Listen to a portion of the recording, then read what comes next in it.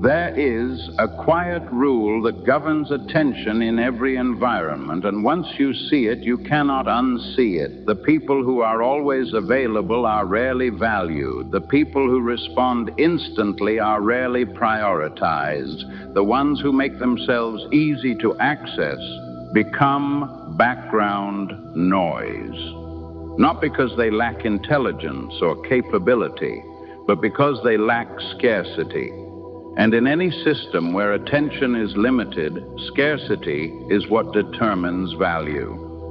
Most people spend their lives trying to be more visible. They speak more, respond faster, make themselves constantly reachable, hoping that increased presence will lead to increased importance. But the opposite often happens. The more accessible you become, the less weight your presence carries. You are no longer something to be sought after. You become something that is simply expected. This is where the concept of artificial scarcity begins to shift the entire dynamic. Artificial scarcity is not about disappearing completely. It is about controlling access. It is about creating a deliberate structure around your time, your attention, and your availability so that interaction with you feels intentional rather than automatic.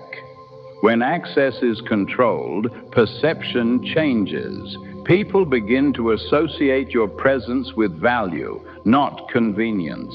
The first principle of artificial scarcity is withdrawal from default availability. Most individuals operate as if they are permanently on. They answer messages immediately. They accept meetings without resistance. They make themselves reachable at all times. This creates a subtle but powerful signal. It tells others that your time is flexible, negotiable, and ultimately controlled by external demand.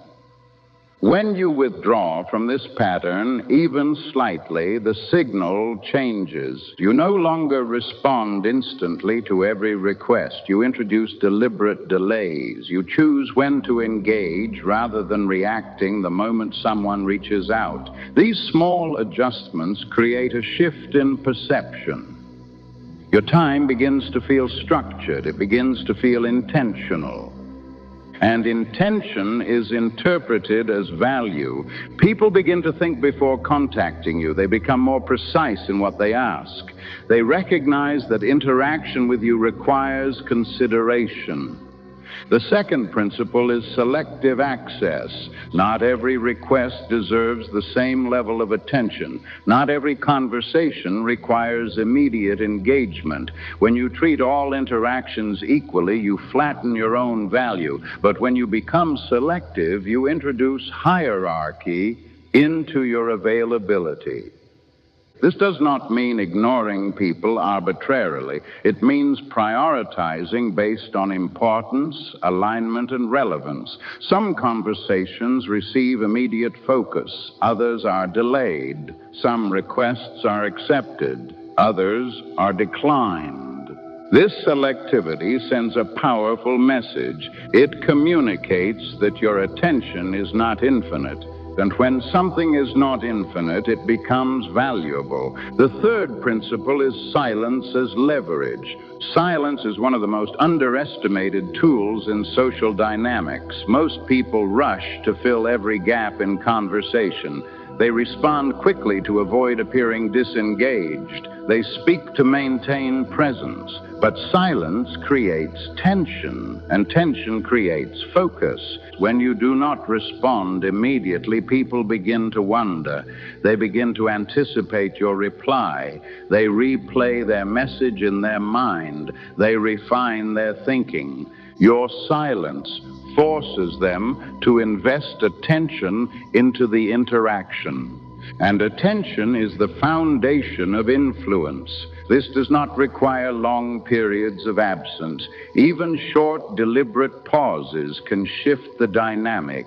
A delayed response communicates that you are not operating on reactive impulse. You are choosing when and how to engage.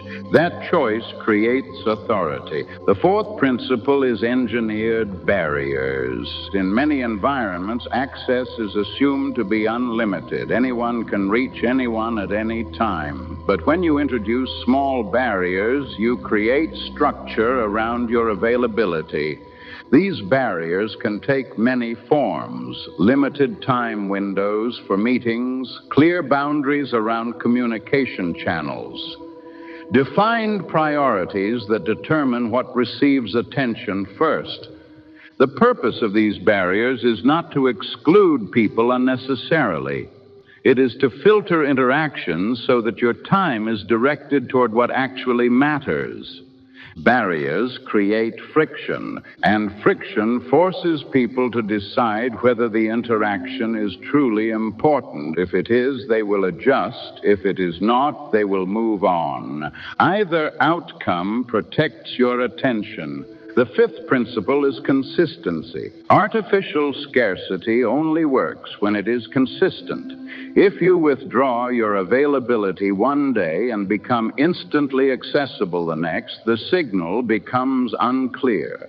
People begin to interpret your behavior as random rather than intentional. Consistency reinforces perception. When others repeatedly experience structured access to your time, they internalize it. They begin adjusting their expectations automatically. They no longer assume immediate access. They plan around your availability. Over time, this consistency transforms your presence. You are no longer part of the constant background flow of interaction. You become a point of focus. The sixth principle is reframing your role. When you are always available, you are perceived as a resource. A resource is useful, but it is also replaceable. When you control access, you begin shifting from resource to gatekeeper. A gatekeeper does not simply participate in the system. A gatekeeper regulates the flow of the system.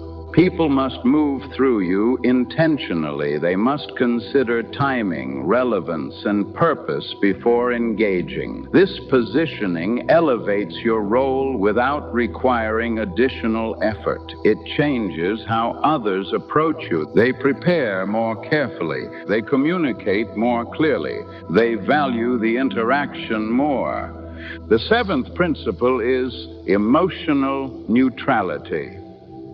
Scarcity must never feel emotional. It must never feel like avoidance, arrogance, or withdrawal driven by insecurity. If your reduced availability appears reactive or defensive, it loses its effect. Artificial scarcity works because it feels controlled. It feels calm, deliberate, and stable. You are not avoiding interaction. You are structuring it. This distinction is critical. When others sense that your behavior is intentional rather than emotional, they respect it. They recognize that your time is being managed, not withheld out of frustration.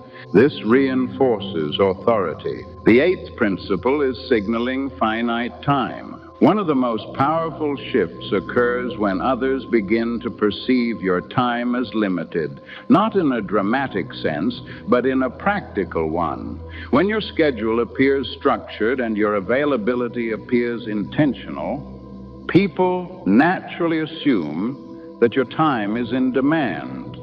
Demand increases perceived value. Even if your actual workload has not changed significantly, the perception of limited availability changes how others interact with you. They become more efficient. They become more respectful. They become more focused because they understand that your attention is not guaranteed. The ninth principle is maintaining presence when engaged. Scarcity does not mean disengagement. When you choose to engage, your presence must be complete. You listen fully. You respond clearly. You remain focused. This creates contrast. You are not always available, but when you are, your attention is undivided. This combination is powerful. Limited access paired with full presence creates a strong impression. People begin associating interaction with you as something valuable and impactful. The 10th principle is long-term positioning. Artificial scarcity is not a short-term tactic. It is a long-term shift in how you manage your presence. Over time, it reshapes how others perceive your role, your value, and your influence. You move from being someone who reacts to demands to someone who defines the structure of interaction. You become the person whose attention is sought, not assumed. This positioning changes everything. Conversations become more intentional. Opportunities become more selective. Respect becomes automatic. Because the moment you stop offering unlimited access, you stop being treated as a commodity. You become a scarce resource, and scarcity commands attention. If this perspective changed how you think about time, attention, and influence, make sure to like the video and subscribe for more insights on power, strategy, and social dynamics. And if you watched until the end, comment scarcity. So, I know you're someone who understands the value of controlled access. I'll see you in the next one.